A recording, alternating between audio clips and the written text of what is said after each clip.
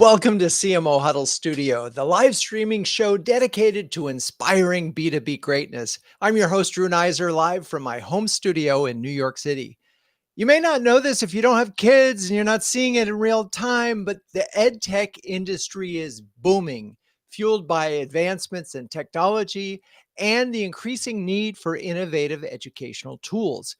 But how can CMOs ensure their products or services stand out in what has become a really crowded market?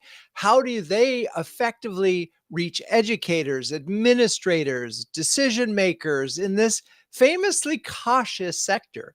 Join me on this episode as we explore the strategies and best practices that successful CMOs employ in their EdTech marketing endeavors. From crafting compelling storytelling to showcasing the impact of their products through real life examples, we'll uncover the secrets to capturing the attention and trust of this hard to nail down target audience. And also, what it means to be in a purpose driven industry. Okay, with that, let's bring on Kevin Briody, CMO of Edmentum. Hello, Kevin.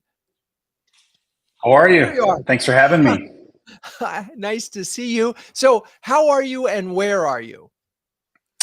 I am doing well. I live in Greensboro, North Carolina. Our company is actually headquartered in Minneapolis, but like many companies these days, we work primarily remote. So I'm down in the North Carolina region. In Carolina. Love Greensboro. Okay, so let's talk about a little bit about Edmentum, sort of educate us on Edmentum, on the platform and the services that you provide. Sure. Well, I already mentioned we're based originally out of Minneapolis. We are a K-12 learning technology company. So we work with millions of students and teachers across really thousands of districts and individual schools, primarily in the US, but also a number of schools worldwide as well. We offer a pretty broad portfolio of digital curriculum, assessments, personalized learning tools, and a whole host of instructional services ranging from tutoring to teacher supports to full virtual high school options as well. So as a company, our big focus is really been about being an exceptional partner to the educators and institutions. I know this conversation will probably touch on a lot of change and disruption in this industry, and that has been our focus, is being really helping them understand and navigate that with a partner they can trust. So, K through 12, obviously, that's broad in terms of a spectrum. And then also when you add the worldwide aspect to it, I'm imagining that's got to create all sorts of wrinkles. I mean, is it hard to take what was developed in the US with the US education system in mind and exporting it? Well, it's primarily based, most of our international customer base is international schools who are interested in providing US-based curriculum to their students. And so very often we see, for example, students in international schools that teach an English language around the world who want to provide, for example, advanced placement courses to their students, or tap into some of our assessments and personalized learning tools that really accrue to a wider progression in the US curriculum. So it's been a lot of the same content and tools and Right. curriculum that Got we it. do for the US market. It's just adapting them to the particular needs of some of the international students. Got it. And that makes sense. Because otherwise it would be just a complete, different language, different other things. And so this is Right. really just okay. Got it. Okay. So what are your specific challenges right now in terms of go to market and how are you approaching them? Well, I would say, when thinking about this question, there's three big ones come to mind. One is about scale, next is about seasonality, and then the third is really about one of the key messages and key focus of the industry right now. The scale one is something you mentioned internationally, and how do you adapt internationally? But focusing on our core market in the U.S., I think a really fascinating part of K-12 is there's so many unique challenges in K-12, and a lot of those are national in scale and very common across schools and districts across the country. And that's what every district administrator or school principal or teachers wrestling with, things like learning loss, teacher shortage, and things like that. But what's fascinating is the nuance at the local level. So it's the way I look at it and the way I talk to my team about it is, yes, we operate in the US, but we're essentially have 50 unique local markets that we have to operate into. And it even gets more nuanced than that. But there's just so many variations at a state level that our message has to be adapted. We have to think about what their particular needs are. There's state policies and politics that come into play. And when you think about it strictly from a marketing perspective and go to market, especially in B2B, there's a big focus on investing a finite number of resources to scalably drive outsized impact. So how do we take a campaign, for example, and blow it out as wide as possible to reach the maximum audience, have the biggest scale? That becomes incredibly challenging when you then have to localize that in effect to 50 different messages. You don't have to do it too fine-grained. Like I said, there's some common themes. But when you get down into the nuances of what resonates, what teachers and administrators are really focused on, it's very often what's happening within the confines of their state. So, And maybe even in the school district, right? So certainly in the school district. I mean, most of our customers are public school districts. And right. so, they answer to school boards, which in turn answer to the local community. And so there's a lot of very nuanced local needs. So if we're talking about teacher shortages, for example, that is always a national story, and we hear about that quite a lot, and it's a big challenge in the profession right now. But at the same time, it's more pronounced in some areas based on cost of living and other issues. And so, yeah, it's got local flavors to it, and so we can't just go out with one broad message, one broad marketing campaign talking about we can help with your teacher shortages. We have to nuance that on a very local level. So that's one. Go ahead. So, and I'm just thinking about the notion of micro targeting, and I will want to talk about this when the four of us are all together, because it feels like chances are the other two CMOs are going to face that same challenge. But then you talked about your two other challenges of so go ahead, keep going. Yeah, real briefly, I think the second one, and this again will be shared by pretty much anyone in this industry. This is a highly seasonal buying cycle that we wrestle with, and it's really driven by the academic year. So in very simple terms, if you think about it, in the fall, it's not surprising that most teachers and administrators are very focused on back to school. So getting their students and classrooms set up for success, not necessarily the ideal time for them to be receptive to a marketing campaign per se. They're very heads down on let's start the school year right, focus on implementation and training and things like that. As a result of, there's more of a traditional buying season. It tends to be late winter to spring. And that's when a lot of these conversations around EdTech happen. A lot of the RFPs and things like that happen, which is a very focusing opportunity from a marketer's perspective. But in the marketplace, it's an insanely noisy period because every vendor knows when the buying period is. So every vendor is going out there and trying to get those conversations started. So the seasonality is a challenge. And then the third one, briefly, is more of a message. And I think there's a big focus right now in K-12 on understanding the efficacy of various EdTech, learning tech solutions. So essentially, schools and districts spent a ton of money during the pandemic, really in an emergency response mode, and then even after the pandemic, on education tech in various ways, virtual and remote solutions, and a whole bunch in-classroom tools. And so there's a big focus right now, and I think it's very justified, of did it work? Did this actually improve outcomes for any of their students? Did it help make teachers' lives easier and help them be more effective? And so they're posing those questions to vendors. It's been a big focus for us, partnering with our local customers to get the data to be able to prove that stuff out. But that really affects how we go to market, the message we bring. It's what a lot of our customers and prospective customers want to hear is, not just what's the promise, but can we prove it? Yeah. And it's so interesting because if I look at the challenges that you listed and I think about it from a broader marketer standpoint, while there are some things that are truly unique to the EdTech market. I mean, the fact is that personalization is really important in almost any category. And so, but you're forced to do it because of the structure of these 50 states and districts. Seasonality, you are unique in the sense that there is this window, but not unique in the sense that there's a lot of noise. It's so concentrated in a certain period of time. And from a business standpoint, though, it must put a lot of pressure on you to, just in that short period of time is going to determine how well your year goes. And then the messaging about efficacy, what a fascinating period of time this must have been, because I would imagine that there was an acceleration of adoption of technology because they had no choice. Mhm. Right. But now, Well, go ahead.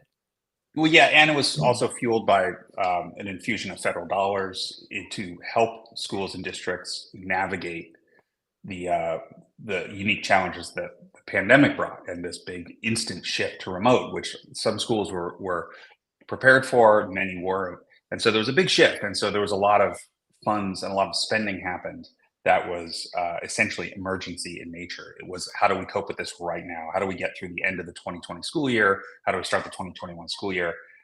A lot of those contracts are expiring that were signed. There's a Right. lot of focus now and a lot of accountability. We mentioned before how public districts answer to their school boards. There's a lot of push for accountability. Like, okay, we signed these big contracts. We spent a bunch of money on technology. Is it working? And Right. every industry asks that. I think it's just the pandemic had such an outsized impact on K-12 education that we're really starting to see a doubling down on that level of accountability right now. Right. Well, all right. Well, I want to, we're going to move on and bring on Kay Moffett, but all the issues that you raised, I think are going to be, we're going to hear again, but let's bring on Kay Moffett, CMO of Amplify. Hello, Kay. Wonderful to see you Hi, again. Sue. Hi. And and where are you this fine day? I am in Brooklyn, and our headquarters are in Brooklyn too. I go in about 2 days a week and then Okay. work from home. I used to go in every day, but since the pandemic, I now work part-time from home, which is nice. It's a nice balance. So, well, fill us in on all things Amplify. Yeah, so Amplify has been around almost 25 years. We started off in the early reading assessment space. There was a lot of federal reading legislation at the time, and a real awareness about the need for kids to learn to read by third grade. And so we developed an assessment that helped schools give kids the instruction they needed. So we started off doing a lot of state sales. Then we moved into curriculum, core curriculum, which is the bulk of our business now.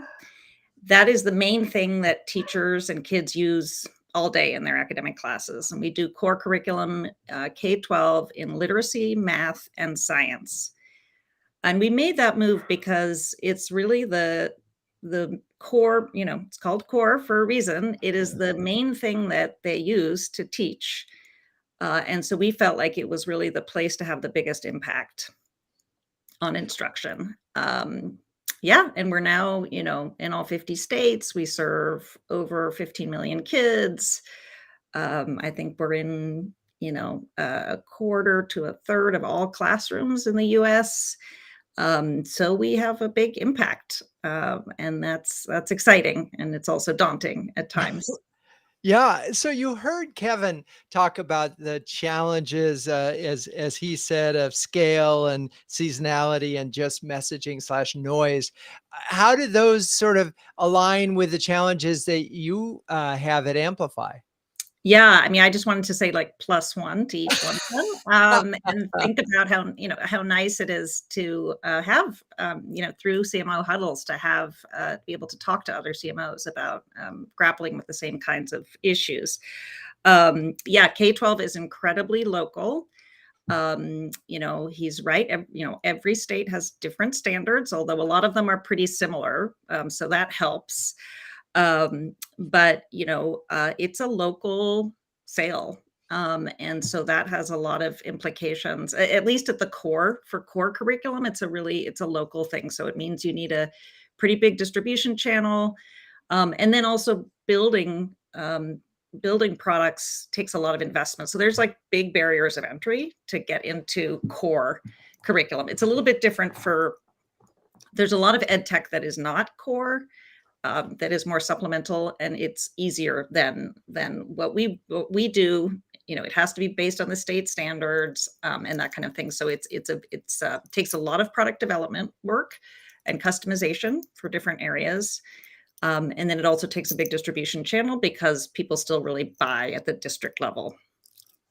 And so I'm just imagining from a product standpoint, if you essentially have a nuanced version of the product in each of these markets, that the development costs are higher. This is not SaaS where, it's one size fits all. You download Outlook, period, end of story. So there's scale, and I mean, and so it means that these things are going to have to be by definition more expensive. Yeah. Yet you're dealing with a target group that may or may not have as much money as other entities. So that's got to be tough from an organizational standpoint. It is, except that, there's always federal money coming to districts every year, based on title monies, Title I and Title II. There are also states, some of the big states like California, Texas, Florida, have moments when they give districts money to buy curriculum.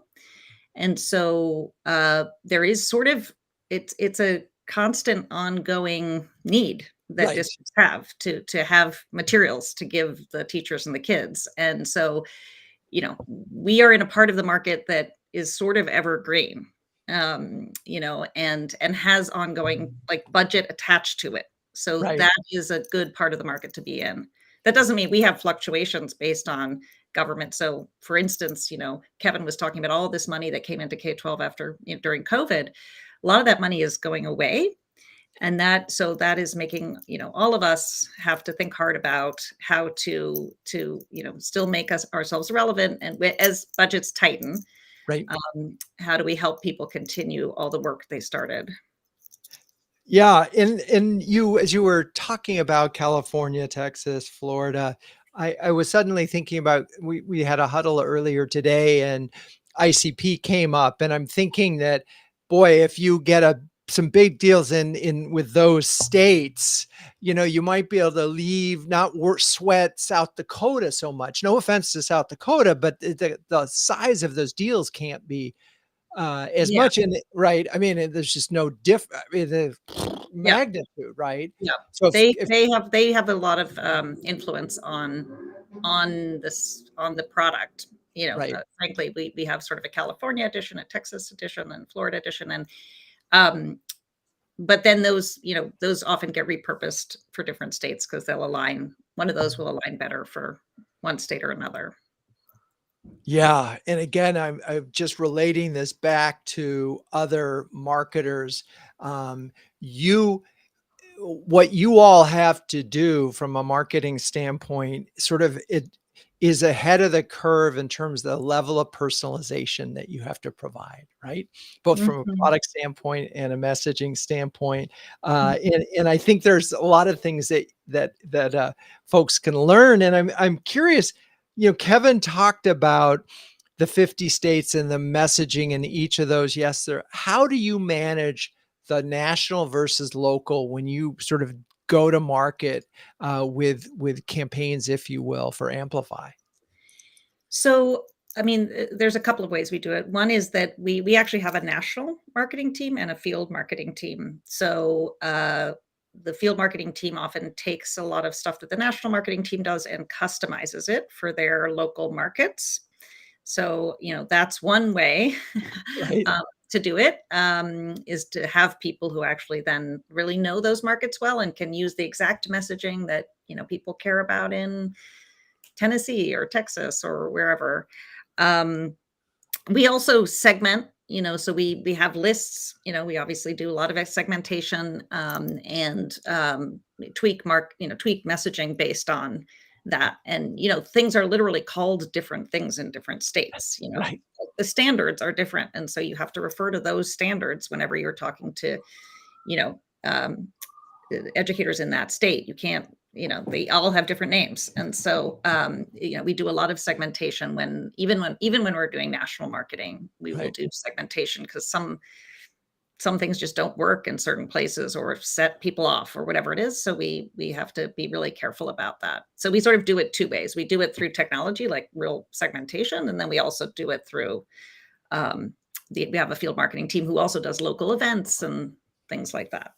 Yeah. Well, a couple of things come to mind. I'm thinking that the impact of generative AI, it's really a sort of combination of machine learning and generative AI, will be huge on your guys' industry because you can put all those rules Yes. into Yep. devices, and in theory could help. Oh, I need the Texas iteration of this story, and Yeah. it could just do that in Yeah, theory. exactly. So interesting. Okay. So, is there anything that you have from, whether it's on a national scale or a local scale, that you could point to that's worked particularly well for you to sort of engage this, as I talked about, this ever elusive and sort of, just uh, cautious target audience?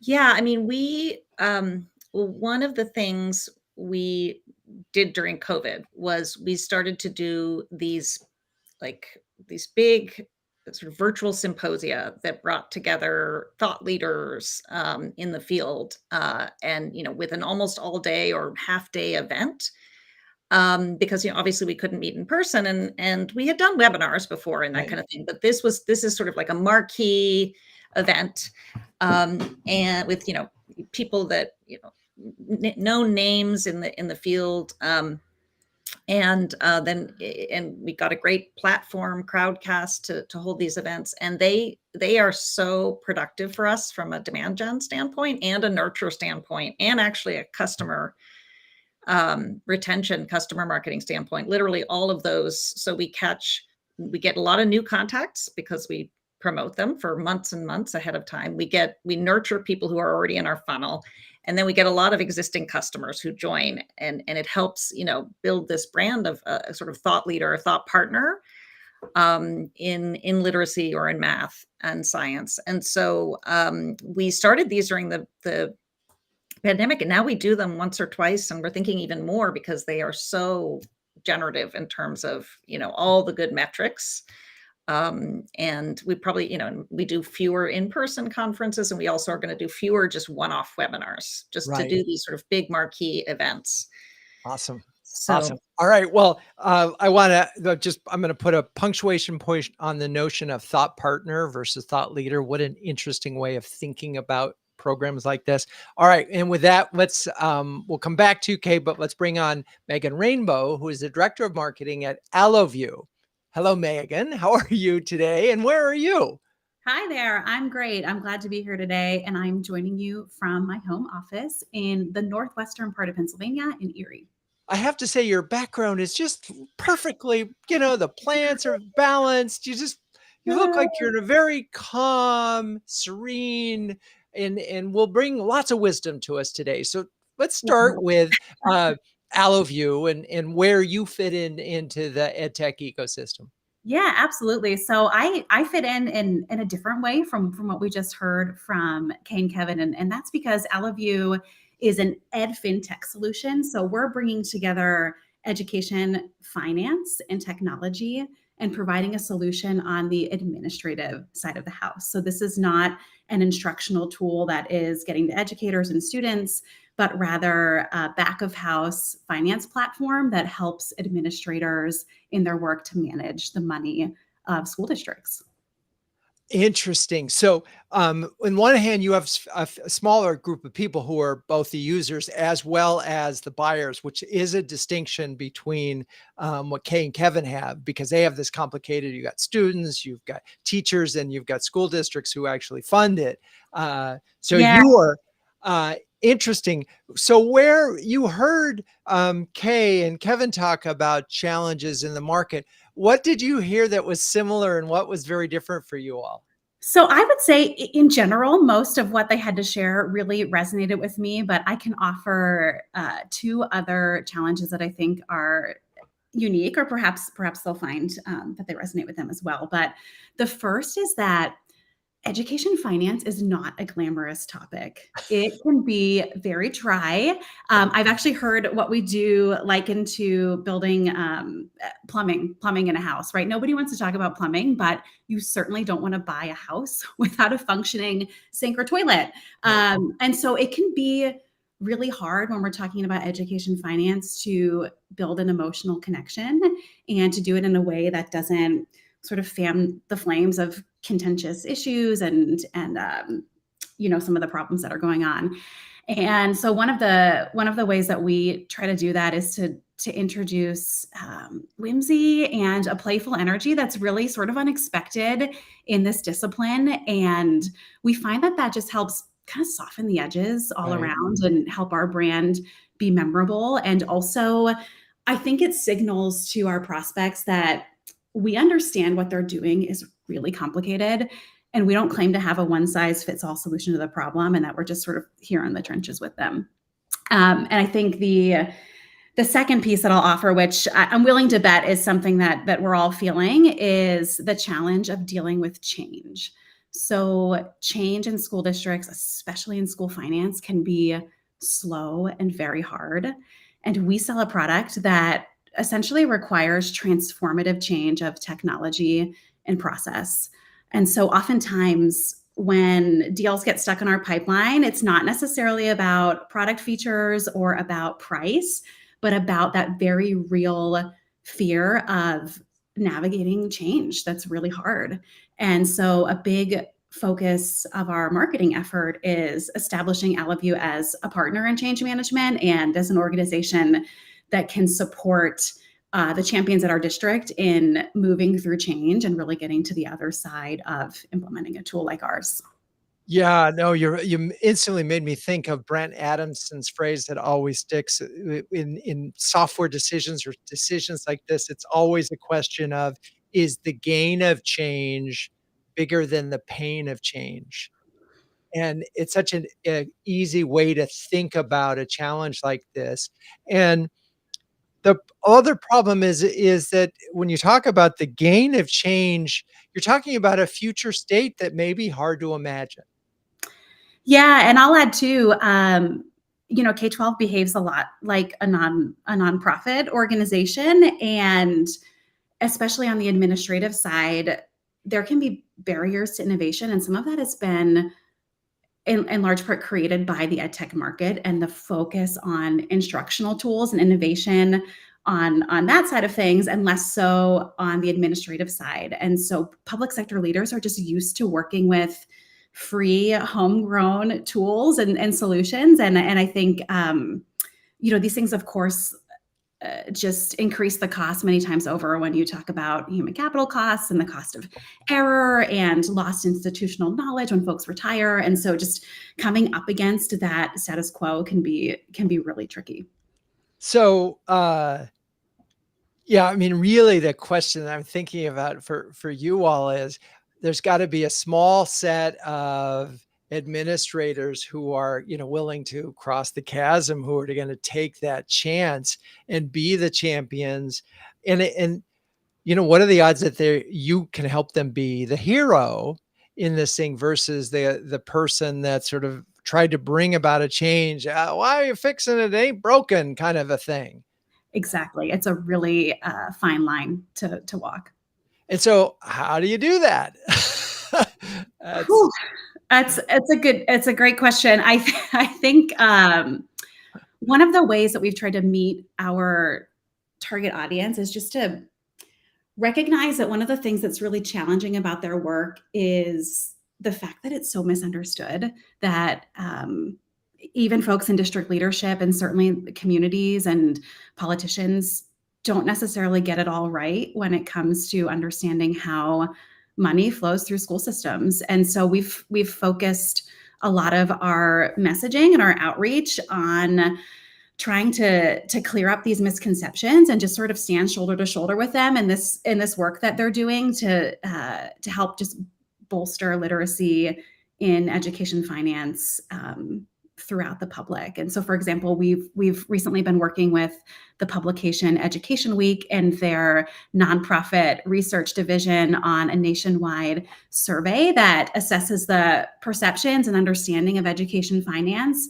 and helps to expose where there are critical gaps so that we can, come together as school districts, as a vendor, and help to educate the market to just fix some of the core challenges that are at play.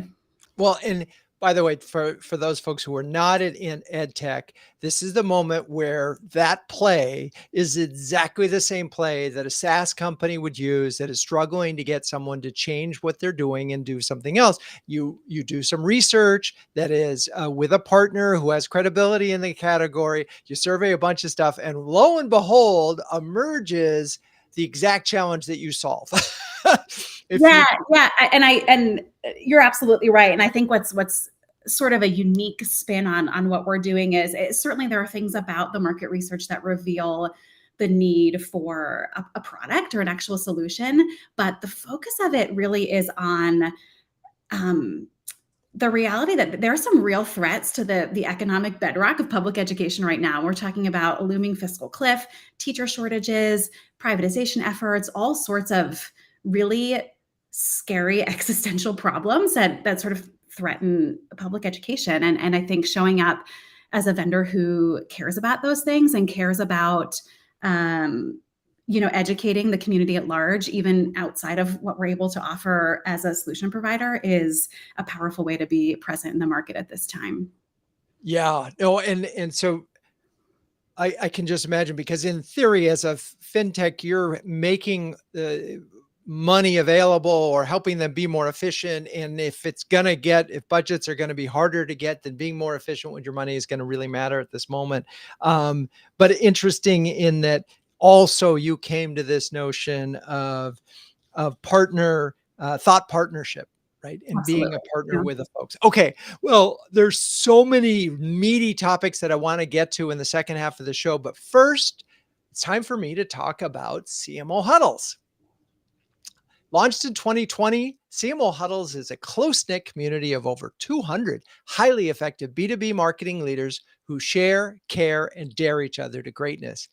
Given the extraordinary time constraints on CMOs these days, as everything about CMO Huddles is designed to help leaders save time and empower them to make faster, better decisions. If you're a senior B2B marketer and need a shortcut to B2B greatness, take a second to sign up for our free starter program at cmohuddles.com.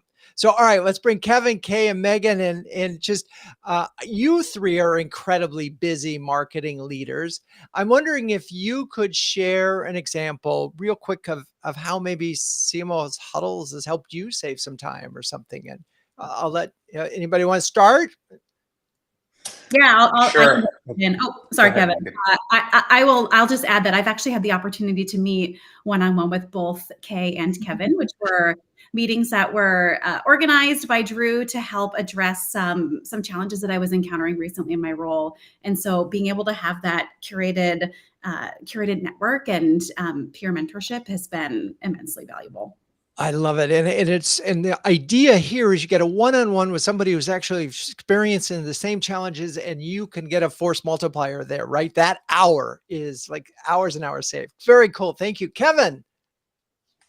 Yeah, just really to build off what Megan had said, I think it's the one-on-one opportunities, but it's really just the strength of the community and the strength of the network. And so there's different ways to interact with others to, I found when I've got maybe a particular challenge I'm wrestling with, I can pose that question. And I've usually found there's 2 or 3 hand raisers right off the bat of people who are offering their time for me to connect and just brainstorm. And so it's a really helpful community, I think, that lets you get to some interesting ideas and answers without all the noise. So I think I found a lot of value in that way.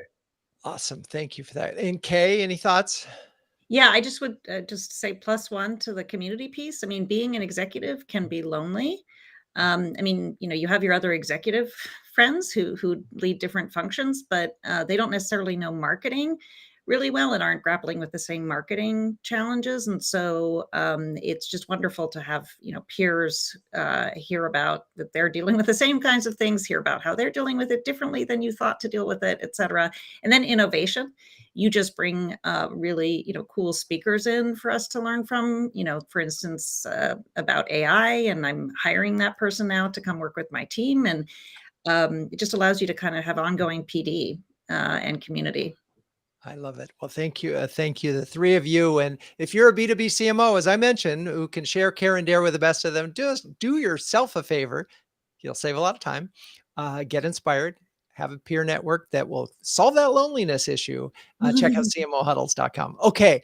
Now, I am dying to get at some of these issues that they're not on the plan but you raise them first. Issue number one, the political environment and the localization of it. And I was talking to one of my brothers who was a high school teacher, and used to be that you could get a textbook. If you could get Texas to buy it, maybe you could sell it in 40 or 50 of the other states, right? Now, it's like every single state is now looking at every little thing in every district this is got to be creating both product development and marketing challenges that, Kevin and you and Kay already talked about that, but I'm just wondering, how do you navigate this political environment?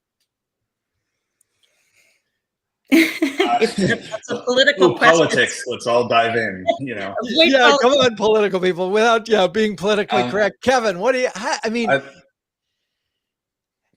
Just to chime in, I do think there's a distinction too in terms of when you're talking about scalability and the politics and the local.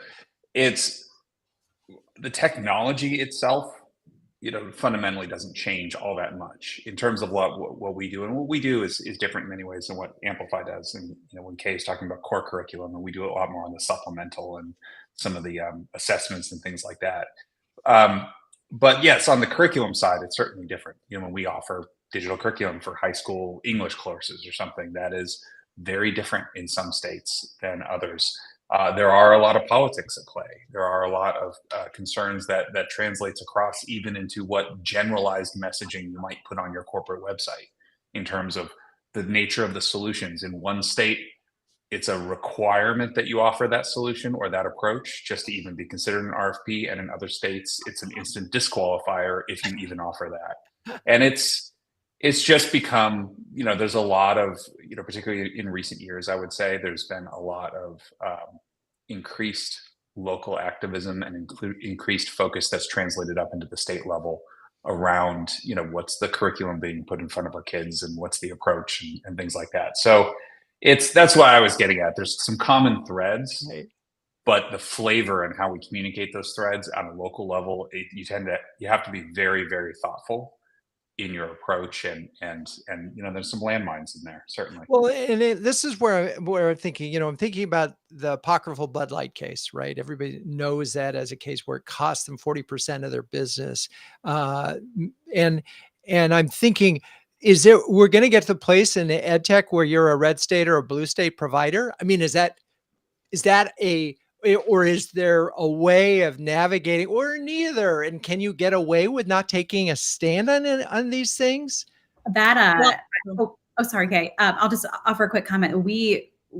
This is a challenge for us because some of the outcomes of using our tool and the values around money management can feel very left or right in education finance, and we've run into trouble if we're perceived as a liberal vendor or a conservative vendor. And so we have to be very careful to not use language that might be okay in some districts and causes problems in others. And so that just requires a lot of working closely with our champions at the district to understand the nuance of their school board and the position of their superintendent and all sorts of just really nuanced pieces that can make a word like equity be really favorable in one location and really scary in another.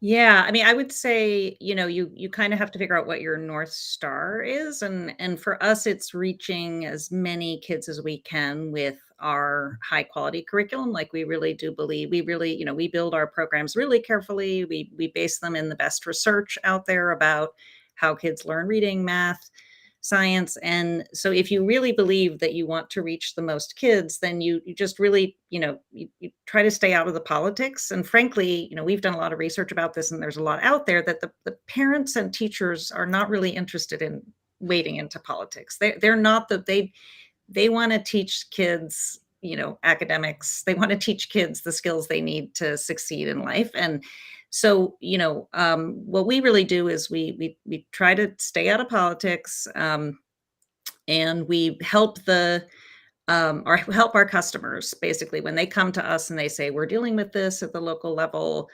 Then we just support them with how they can respond.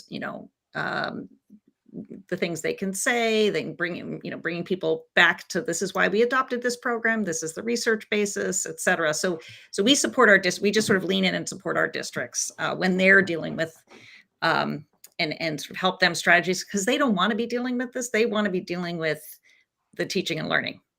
All of us want to be focused on the teaching and learning, and that can get really lost in all of this because it's usually political motivations going on. And if you kind of return to that, the vast majority of people, including most of the people in the school board room, are going to be behind you. Everybody really wants to focus on that, and there's just sometimes people distracting from that. Well, but so I'm trying to wrap my mind around this, and I'm thinking about, let's say, the word equity. Megan, you brought it up. You could be, as a company, you could say Allovue believes in ESG, for example, right?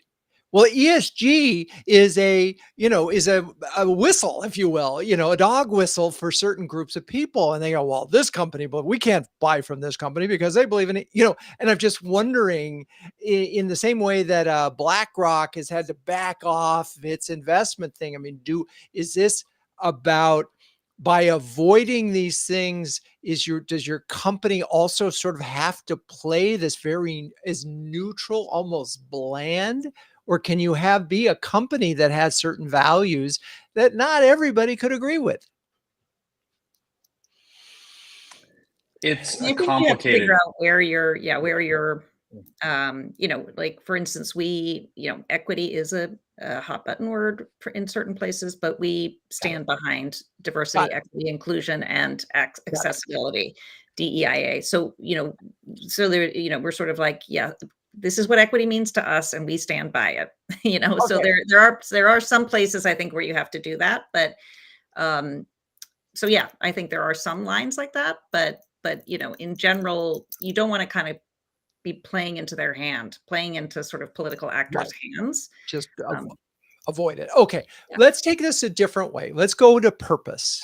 Where the purpose here is to educate kids.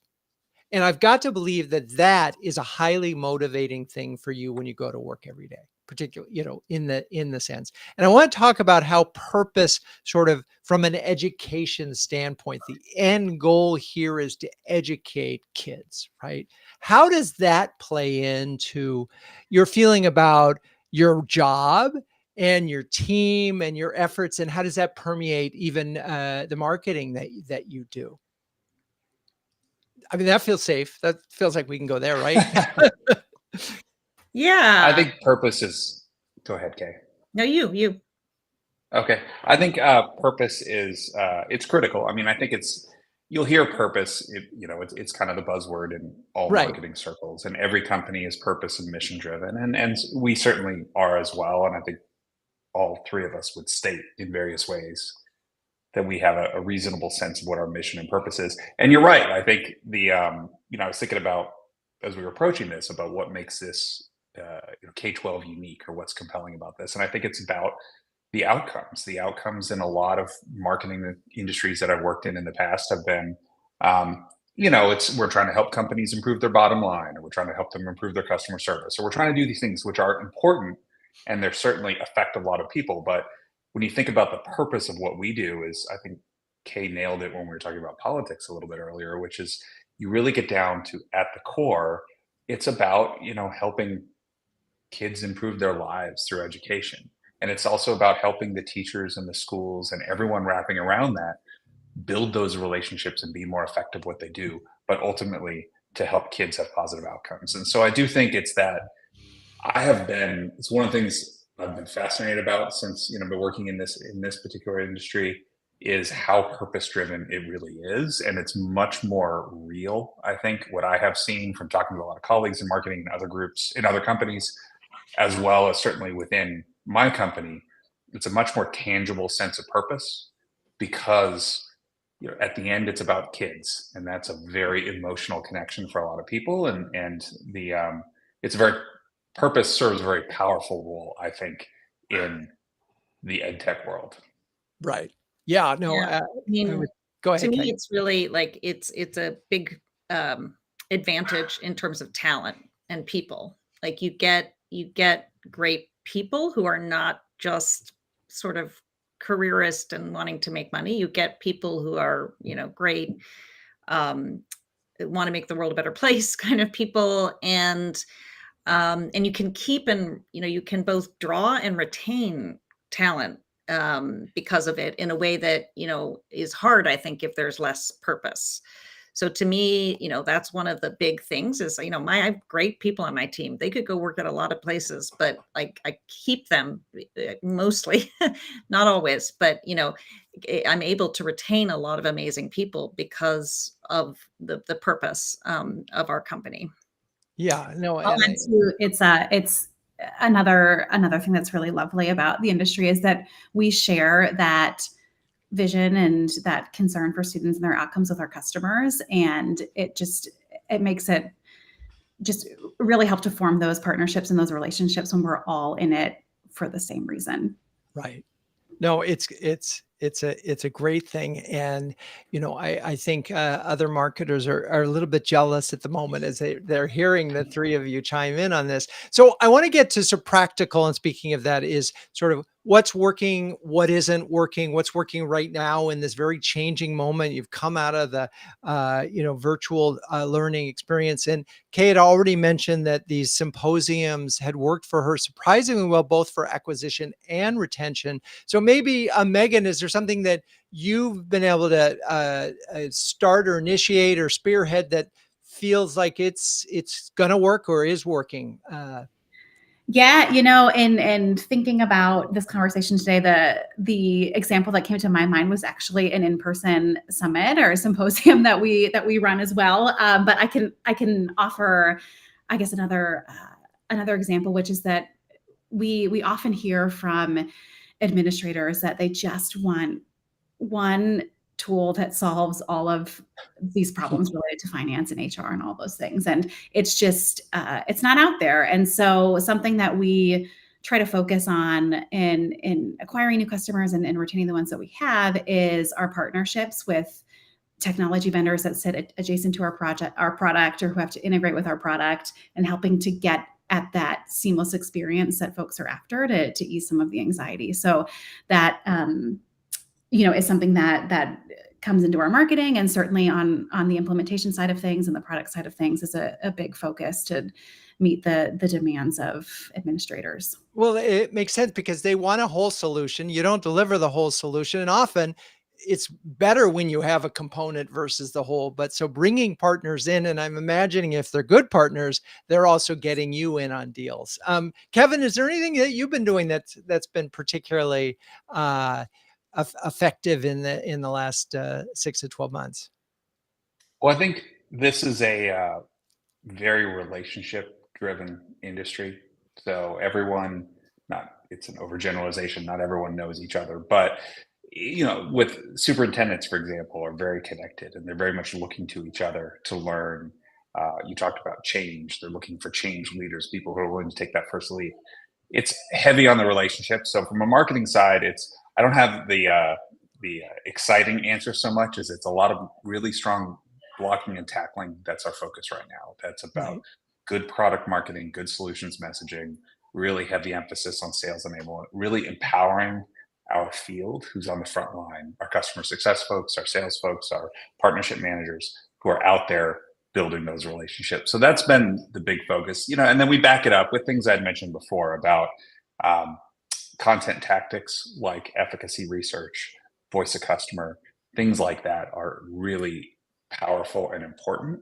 And so just making sure that that kind of content, those kinds of messages are getting out in front of our prospective customer base is critical. But it's really all in service of supporting that relationship building, basically. Well, and as I think about it again in the larger marketplace, voice of customer, always a good thing for almost anybody. In the commonality of what you all are doing is it's more alike than it feels differently, other than that condensed sales cycle.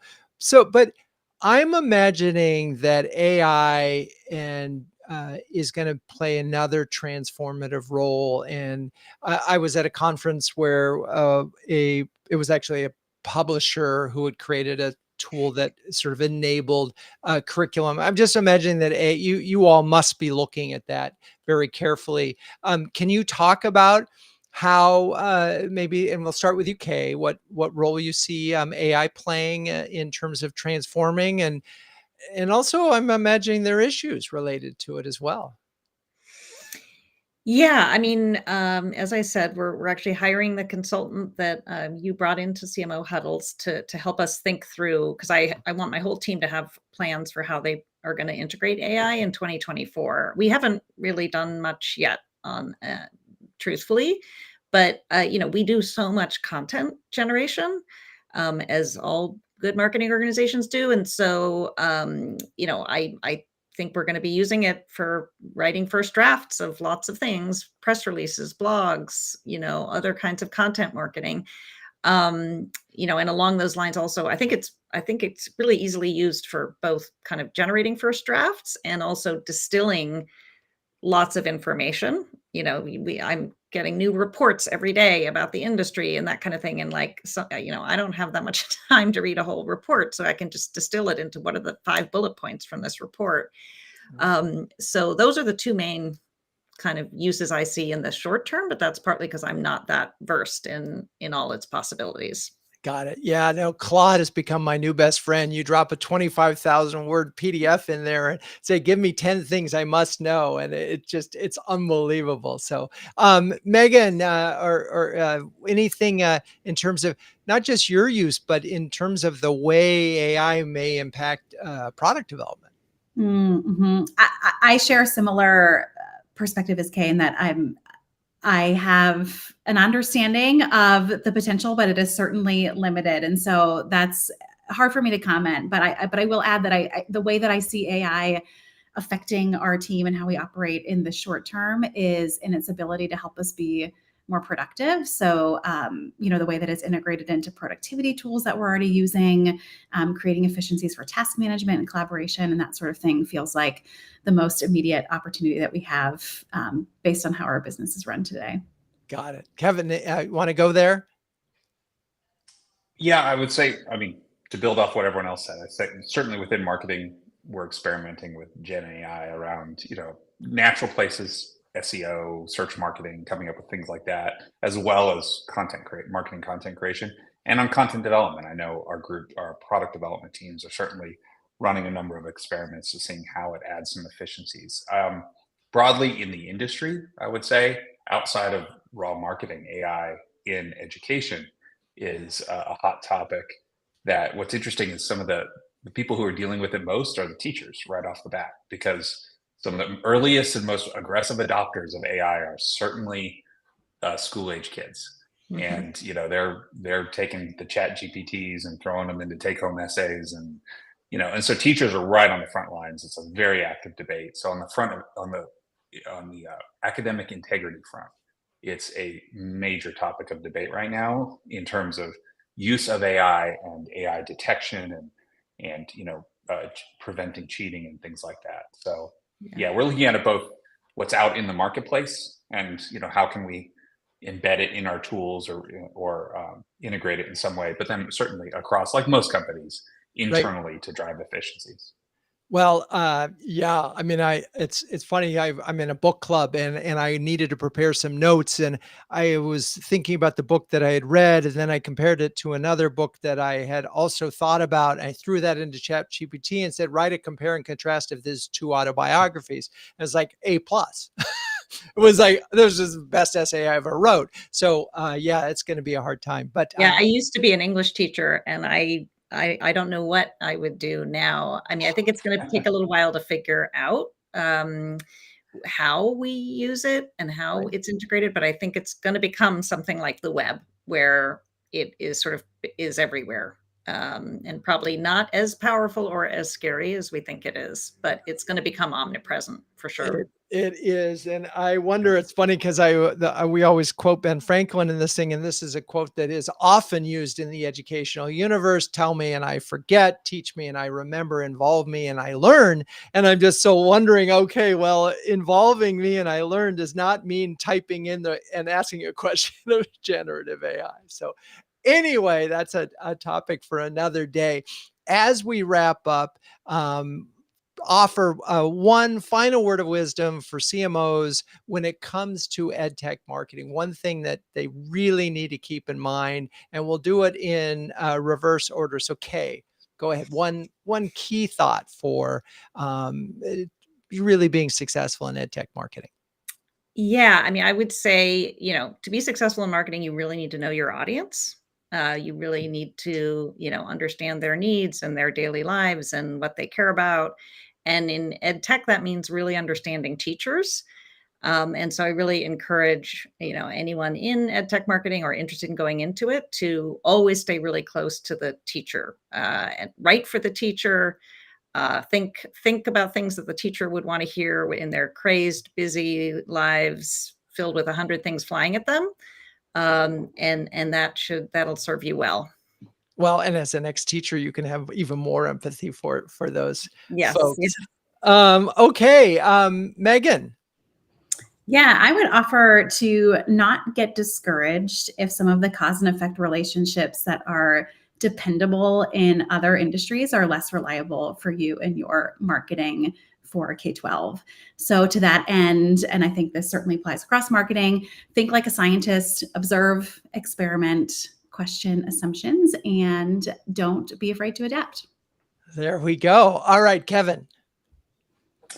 As someone who came in just in the last couple of years into this industry, I guess my caution would be, particularly for coming into K-12, the tendency is to take your B2B playbook of things that work and make some small tweaks and go. And as we've talked about throughout this session, it's a very nuanced industry. It's incredibly specialized language, more so than I think most people realize. So don't just take your playbook and expect it to tweak and go. You really have to, what Kay said, understand the audience, really know the teacher, connect with them, and then adapt your marketing. Well, and to drive that home, the fact that you mentioned earlier in the show that districts have different names for the same thing. So, and that's not necessarily the case unless you're doing international marketing, right? But this is so that's a great point. I appreciate all of you in these insights, because this is a case where you can bring purpose, but then you're going to have to really understand the target and get to know them in a deeply empathetic way. All right. Well, thank you, Kevin, Kay, Megan. You're all great sports. Thank you, audience, for staying with us. Please join us in 2 weeks when we'll be talking about the introverted CMO with Bill Stroderman, Julie Kaplan, and Lori Colomb. Cue the music. CMO Huddles Studio is produced by Melissa Caffey. Our production assistant is Laura Parkin. If you'd like to learn more about CMO Huddles, please visit cmohuddles.com. I'm your host, Drew Neiser, and until next time, keep on sharing, caring, and